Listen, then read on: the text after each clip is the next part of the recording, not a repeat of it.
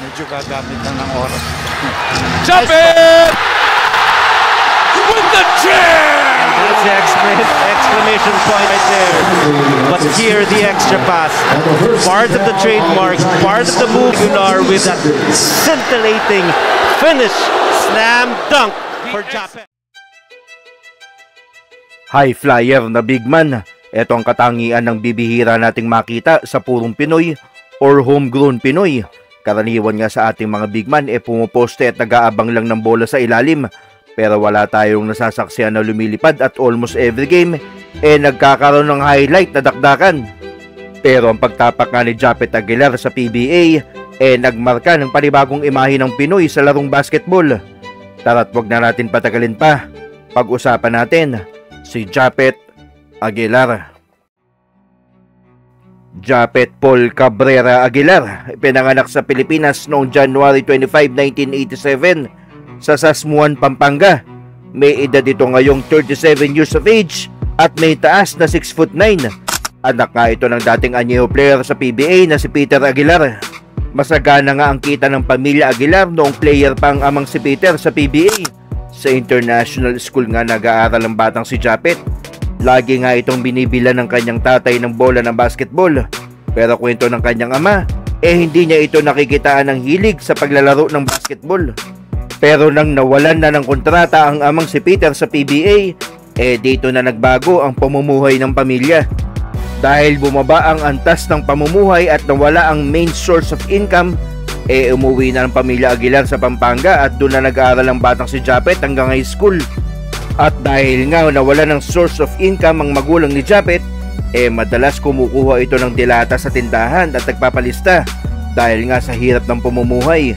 Napilitan nga magtrabaho sa Dubai ang amang si Peter at kalaunan, sumunod na din ang kanilang ina para magkaroon sila ng kabuhayan. Pero maski ganun ang sitwasyon, hindi ito iniinda ng magkakapatid na Aguilar.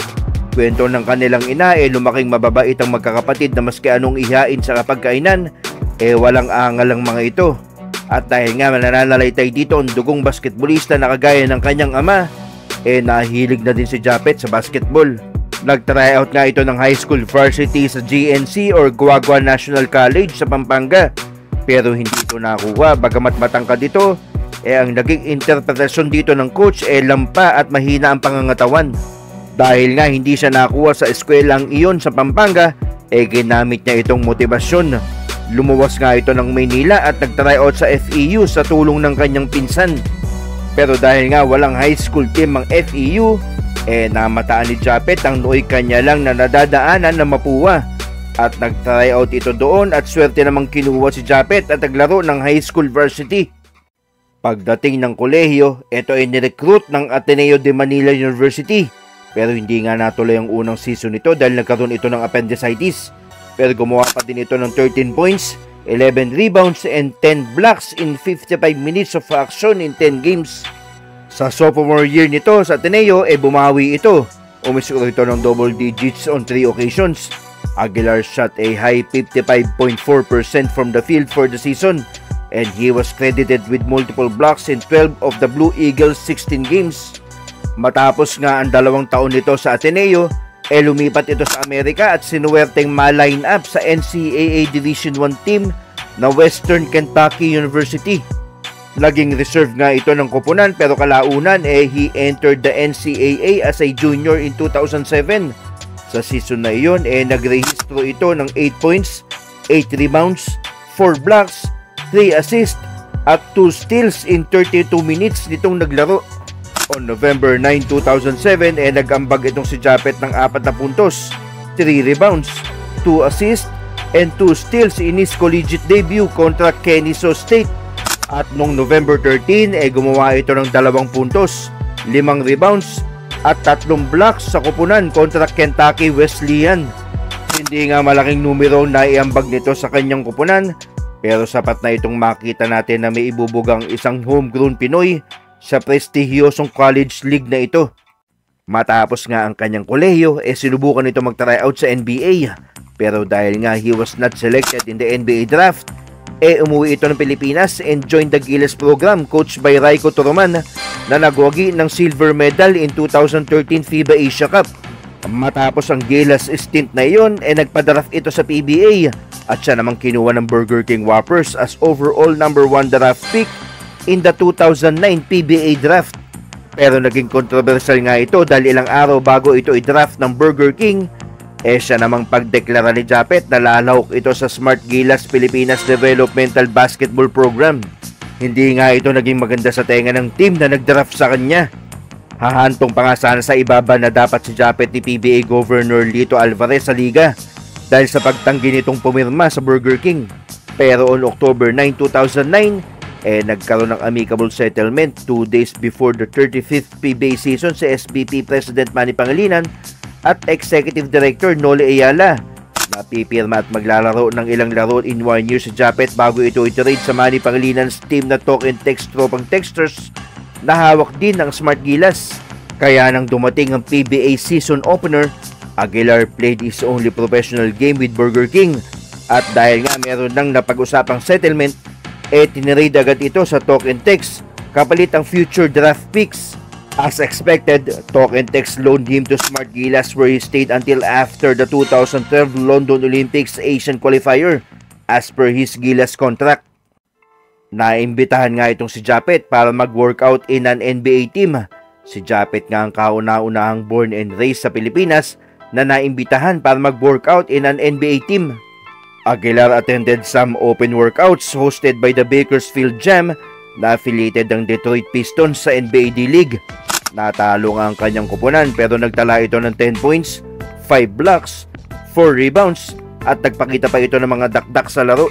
In late September 2012, naimbitahan din ito for a 2-day workout with the New Orleans Hornets sa NBA.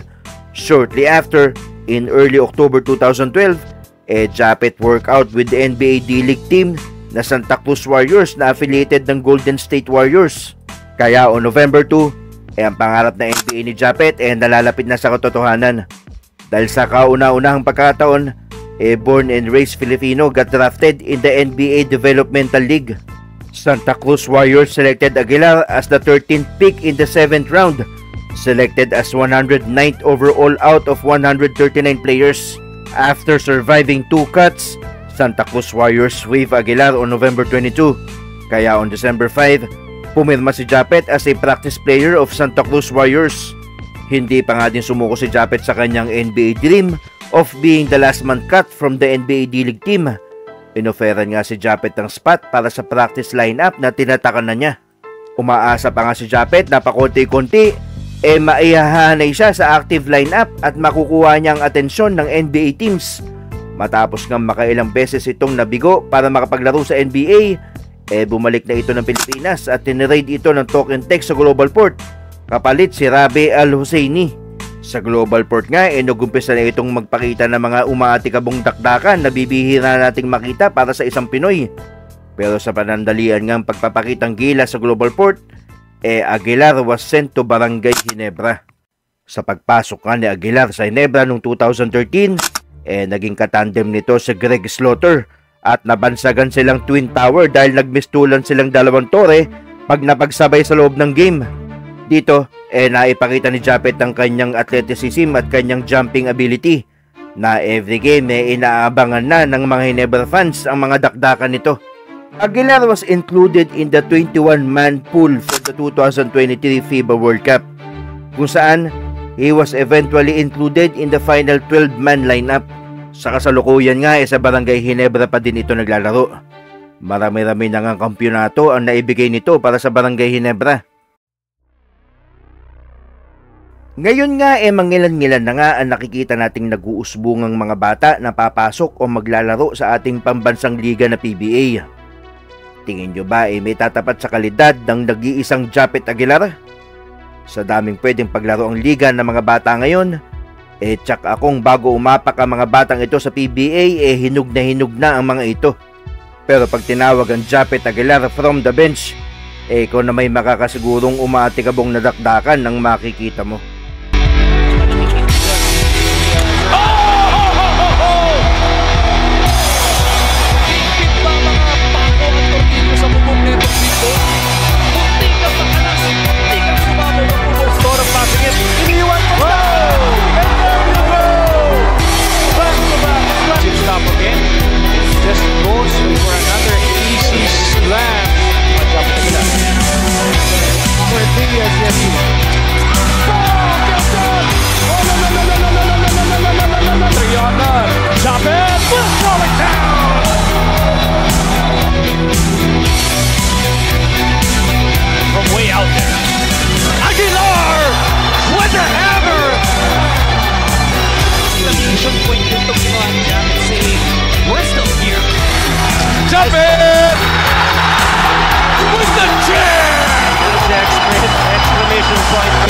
that scintillating finish.